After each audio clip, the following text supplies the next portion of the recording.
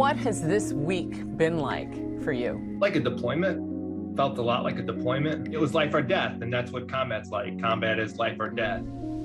7,000 miles from the chaos in Afghanistan, Marine Corps Major Thomas Schueman has been operating on 2 time zones. Working day and night, desperately trying to get his former interpreter, Zach, out. Zach was with me literally every step of the way through firefights, ambushes, casualties, you name it, Zach was there. Zach is just one of thousands of Afghans and Americans caught in a week from hell. Let me be clear. Any American who wants to come home, we will get you home. Today, promises from the White House. But the reality on the ground is much worse than anyone could have imagined, including new reports of the Taliban harassing and beating Americans. I actually got whacked with one of these, fan belts for not moving fast enough.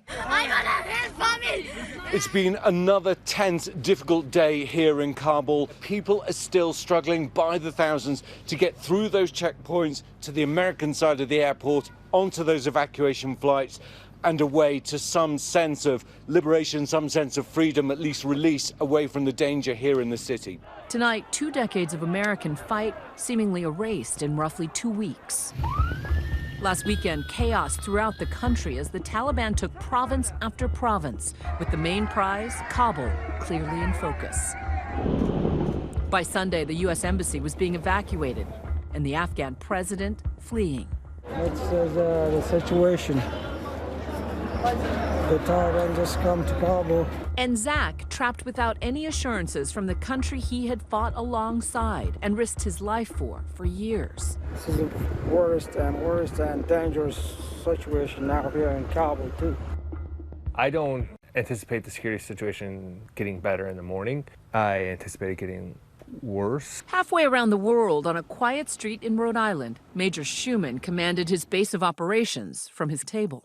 I have 2 points of contact at the Abbey Gate. It's an hour and 20-minute walk from his location in Kabul. With few options, Zach and his 4 kids, all under the age of 5, start the longest walk of their lives. Praying for you, buddy. Stay safe.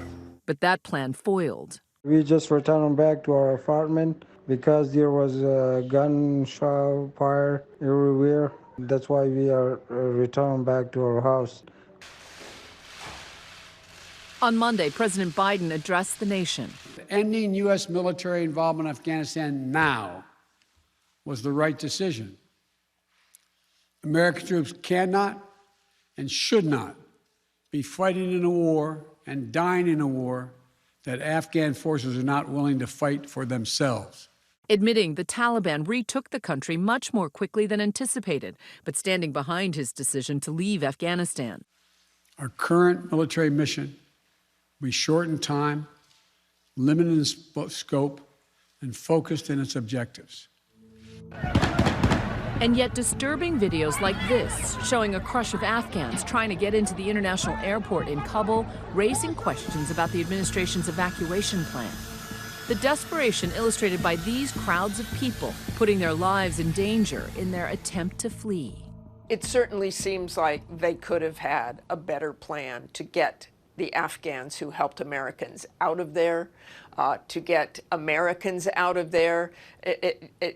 There may have been chaos in some cases, no matter what, but the degree of chaos seems that should have been thought about long ago. On Tuesday, Zach and his family make another attempt to get to the airport. The Taliban had erected checkpoints. But when Zach arrived to a chaotic scene, he was unable to get through. This as the Taliban gave their first press conference since seizing power, promising amnesty for all those who worked for America and the NATO forces, vowing not to hunt them down or seek retribution. What guarantees will you give to the Afghans who are now hiding at home, who want to leave the country, who the Americans will transport? We are assuring the safety of all those who have worked with the United States and allied forces, whether as interpreters or any other field that they have worked with them. But Washington was taking a wait-and-see attitude. What matters, the only thing that matters to us, are actions and not necessarily just words. We're going to be looking for the follow-through. We'll be looking for the deeds. The Taliban is ruthless. They have been ruthless in the past. It is yet to be seen whether the Taliban has changed. As Wednesday dawns, the voices growing more desperate.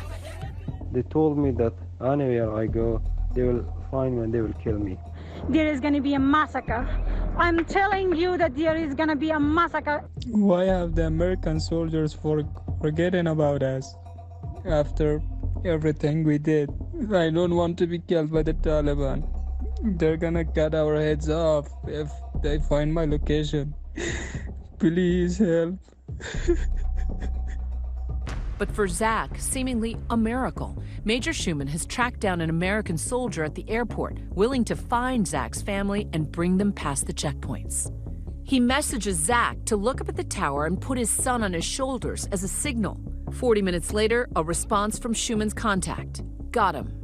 After those failed attempts, Zach, his wife, and 4 young children finally secure precious seats on a plane. Zach was living on borrowed time, a dead man walking. He sent me a picture with his kids on the airplane.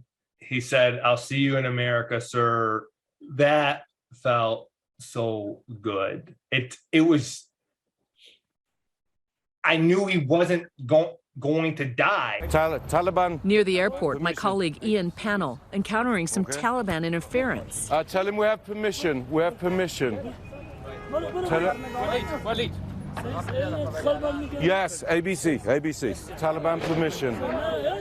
Even though they were allowed to be recording the scene, the situation escalates with more Taliban appearing. Stop filming. Just put it down.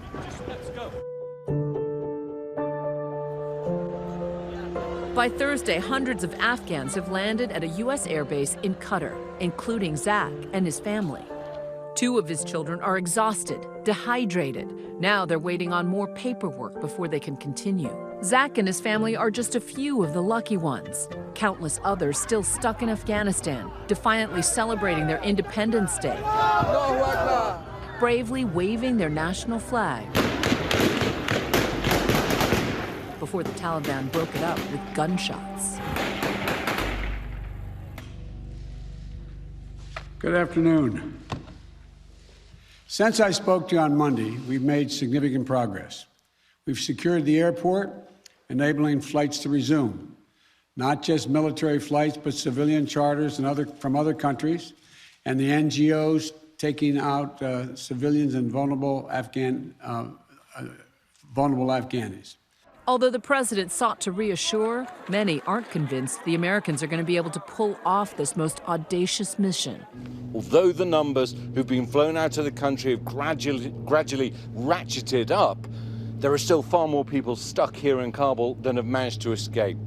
We're also starting to hear worrying reports about the Taliban, some elements within the Taliban at least, going door to door, trying to hunt down people who had worked together with the US-led mission here. It was only through a miracle and incredible individual effort by a few Marines and airmen that through their heroism and courage, we were able to pull Zach out. Although Zach and his family are out, Major Schueman working around the clock to rescue others still stuck in Afghanistan. He's not getting here until he has this SIV, and the deal is not to get him in a tent in Qatar. You know, I want to hug him here on American soil. The past week has been heartbreaking.